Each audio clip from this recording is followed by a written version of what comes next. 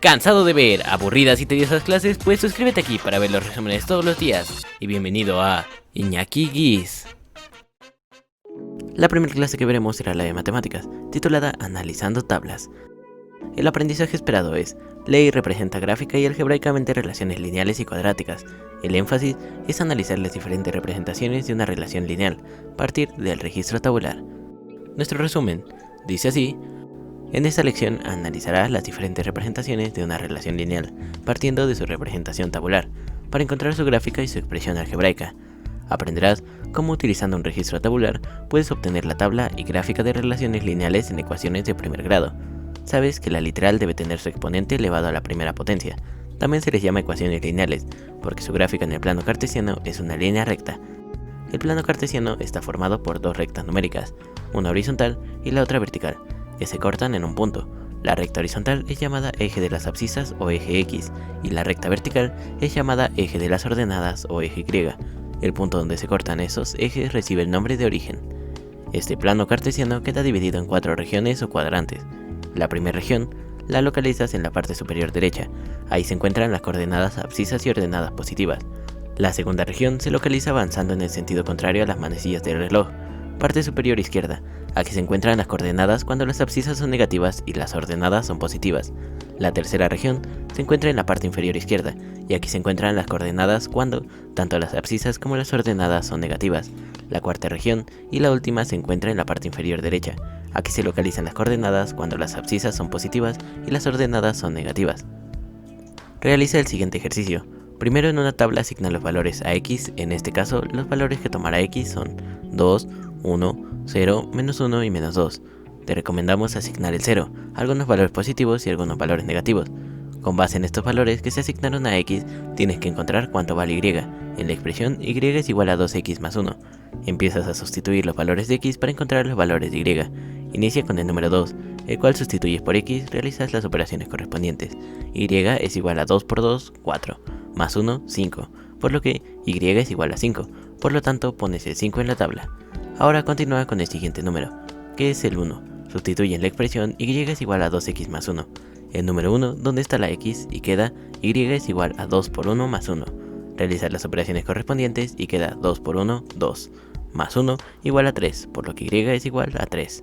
Por lo tanto, cuando x vale 1, y vale 3, y lo pones en la tabla. El reto de hoy es el siguiente. Te sugerimos revisar tu libro de texto para afirmar, rectificar o consultar tus posibilidades, dudas, así como resolver los problemas propuestos en el tema diferentes representaciones de una relación lineal. Continuaremos con la clase de español, titulada Leo, analizo y comparto, la antología. El aprendizaje esperado es: analiza e identifica la información presentada en textos introductorios, prólogos, reseñas, dedicatorias y presentaciones. El énfasis es identificar características y función de las antologías. Nuestro resumen dice así: lee el siguiente ejemplo. Hace unos días una compañera del trabajo me regaló un par de libros. Debes saber que me gusta mucho leer, pero sobre todo me interesó por los cuentos de terror. Mi amiga, quien sabe de mi afición por la lectura, decidió regalármelos, y cuando los revisé con detenimiento, me di cuenta de que entre aquellos libros venía una antología que contenía varios cuentos de terror de destacados escritores. Los leí y decidí analizar la antología, ver su estructura, sus características, todo lo que contenía, así como revisar las razones por las que el compilador decidió elaborarla.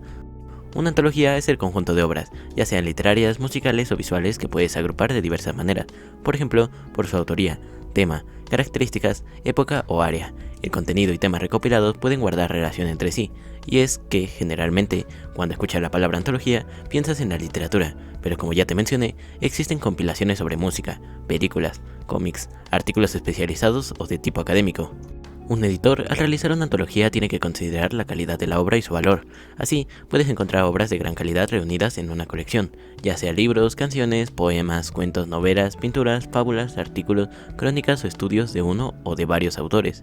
Existe una antología que contenía varios cuentos del mismo escritor, en este caso Edgar Allan Poe. Uno de esos cuentos es El gato negro. Una noche en que volví a casa, después de una de mis 69 correrías por la ciudad, me pareció que el gato evitaba mi presencia. Lo alcancé en brazos, pero asustado por mi violencia me mordió ligeramente en la mano. Al punto se apoderó de mí una furia demoníaca, y ya no supe lo que hacía. Fue como si la raíz de mi alma se separara de golpe de mi cuerpo. Una maldad más que diabólica, alimentada por la ginebra, estremeció cada fibra de mi ser. sacando del bolsillo de mi chaleco un cortaplumas. ¿Te quedaron ganas de saber qué pasará? ¿Te gustaría saber cómo continúa la narración? Te sugerimos a que busques el cuento en internet o cuando regreses a la escuela en las bibliotecas de aula o escolar.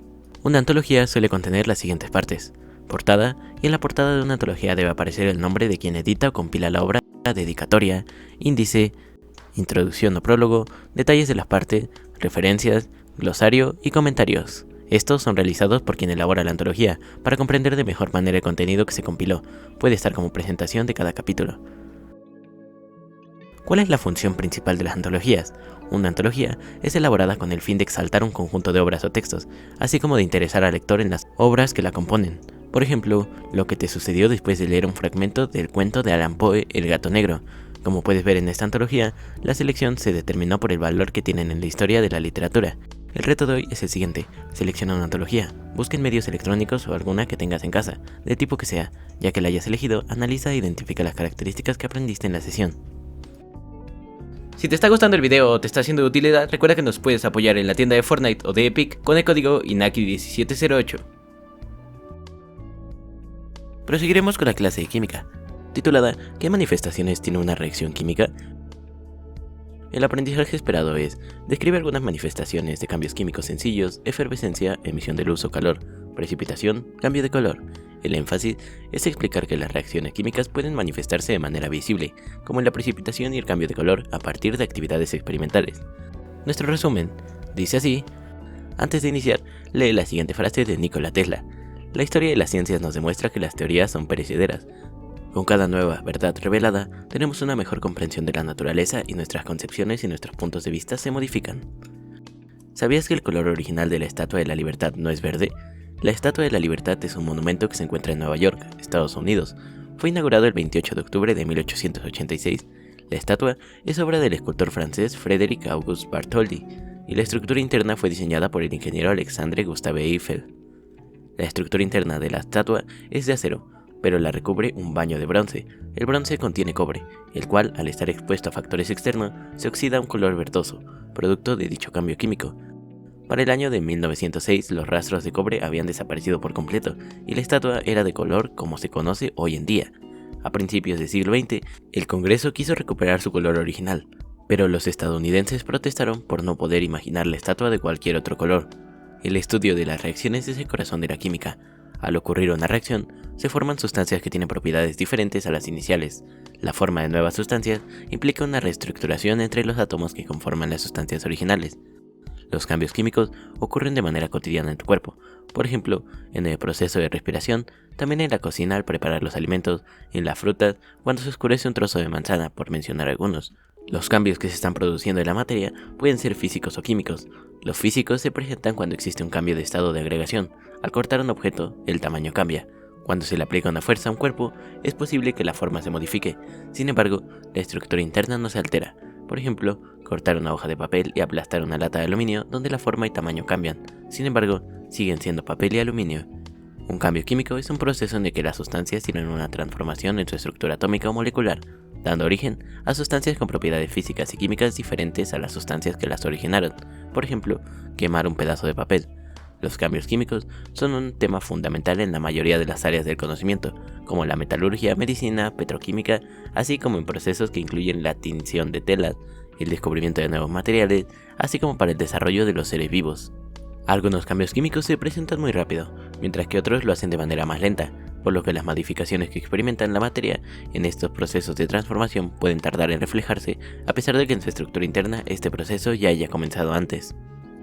El reto de hoy es el siguiente. Para conocer más sobre las reacciones químicas de cambio de color y precipitación, te recomendamos el gran libro de los experimentos.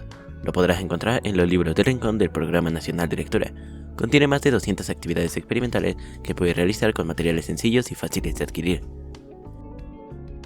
Proseguiremos con la clase de formación cívica y ética, titulada Organizarse para la libertad. El aprendizaje esperado es: analiza el papel del Estado y la ciudadanía en la vigencia y garantía del derecho a la libertad de las personas. El énfasis es analizar casos reales de instituciones del Estado mexicano destinadas a garantizar las libertades individuales. Nuestro resumen dice así: es común escuchar en las noticias o ver en los periódicos que se habla de ciudadanía. Se entiende que se trata de una condición que tienen las y los habitantes de un país, y para el mejor funcionamiento de la democracia es muy importante tu participación en las decisiones colectivas. Pero, ¿cuál es la importancia que tiene ejercer el derecho a la libertad para que la democracia funcione? ¿Cómo se puede ejercer el derecho a la libertad? El derecho a la libertad está reconocido en el artículo 1 de la Constitución Política de los Estados Unidos Mexicanos. La libertad es un derecho que posees desde que existes. Ahora mismo lo ejerces, desde un modo más autónomo y activo que cuando eras un infante. Cuando piensas en los derechos de las y los ciudadanos, también estás pensando en los derechos humanos, pero recuerda que son distintos. Mientras los derechos políticos se atribuyen a aquellas personas que tienen la mayoría de edad, los derechos humanos se reconocen para todas las personas, independientemente de su ciudadanía. Así que se habla de dos tipos de derechos: los derechos humanos, que corresponden a todas las personas, y los derechos que corresponden en exclusiva a las y los ciudadanos, según se menciona en el artículo 34 de nuestra Constitución. Ahora bien, para ser efectivos los derechos humanos, deben estar plasmados en leyes que obliguen a las autoridades a garantizar su cumplimiento. La libertad es parte de la vida humana, porque siempre tomas decisiones, haces o piensas cosas de acuerdo con tu voluntad, aunque también debes reconocer que, desde los primeros días de vida, comienzas a aprender a regular el comportamiento, convives con normas, hábitos o tradiciones que ofrecen límites a la voluntad. Después, sucede lo mismo con las leyes, así que el ejercicio de la libertad está relacionado con el reconocimiento de las normas y leyes que hay en la sociedad. Por ello, puedes decir que cada quien es responsable de sus actos, porque usas el libre albedrío para decidir entre diversas opciones. Por esta razón, conviene que desarrolles un pensamiento crítico y reflexivo que te permita decidir en libertad, con base en los siguientes puntos: crear pautas de comportamiento que correspondan a las convicciones y los valores propios, convivir armónicamente con base en la justicia, el respeto a la dignidad humana y la solidaridad, reflexionar sobre las motivaciones de la propia conducta, prever las consecuencias de la propia conducta. Tu libertad también puede estar condicionada o limitada por el entorno natural, político, económico y social que te rodea. Por ejemplo, la pandemia obligó a tomar medidas de confinamiento de la población de todo el mundo. Las instituciones de gobierno tuvieron que implementar nuevas medidas para que no se paralizaran las actividades. En la educación pública en México, las autoridades educativas buscaron estrategias para que la educación continuara a distancia y de esta manera garantizar el derecho a la educación. El reto de hoy es el siguiente: para que se consolide la participación ciudadana con el Estado, es necesario que se fortalezcan los principios, valores y procedimientos que lo caracterizan, realizándolos en condiciones de paz y convivencia armónica en apego a la legalidad y transparencia. Si te gustó el video o te fue de utilidad, recuerda darle like, suscribirte y activar la campanita para estar al tanto de próximos videos. Muchas gracias y hasta la próxima.